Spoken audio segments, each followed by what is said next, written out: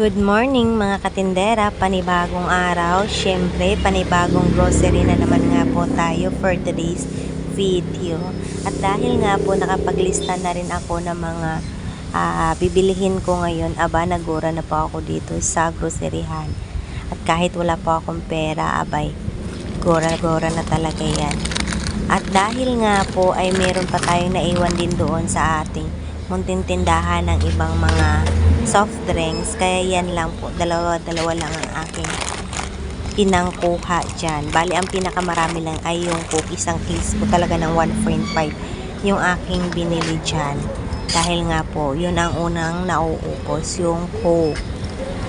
At pagkatapos ko nga po palang makapagkuha dyan, ayun, dinala ko na rin nga po ito doon sa ating sa counter. At ngayong umaga ko lang po pala ito nasikaso dahil kahapon pa po ako namili.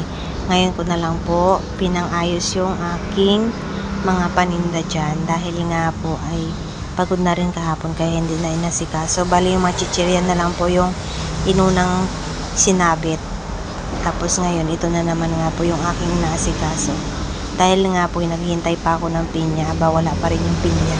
Ito muna po ang aking ginawa. Pinasabit ko po muna yung mga dapat dyang isabit at yung mga i-refill natin na iba. Dahil nga po yung iba, tingnan nyo naman ay ubos na rin. Kaya yun, pinangpapalitan na rin po natin.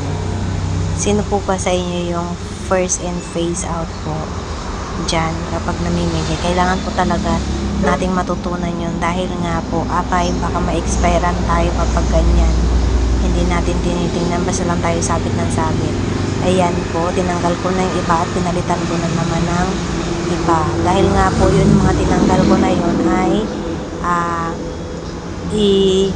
gugupitin ko na nang sa ganun mailagay doon sa lagayan na kapag may magbili, yun ang una nating ibibigay sa kanila. Dahil nga po ay yun ay yung mga dati nating paninda.